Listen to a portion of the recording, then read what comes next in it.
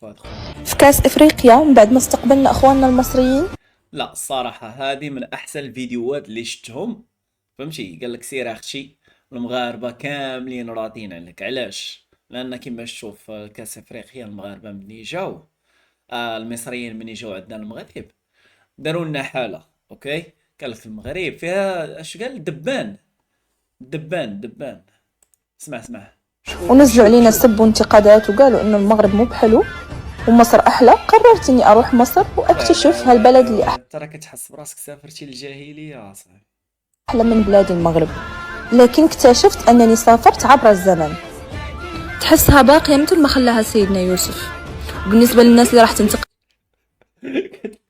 لي مثل ما خلى سيدنا يوسف عليه الصلاة، استغفر الله. تنتقدني، صيدلية، شوف الإشارات ديال الصيدلية.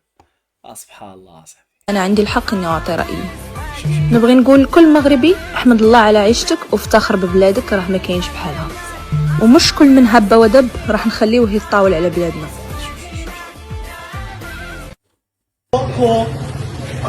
فيها خير فيها خير، اجي نشوفوا.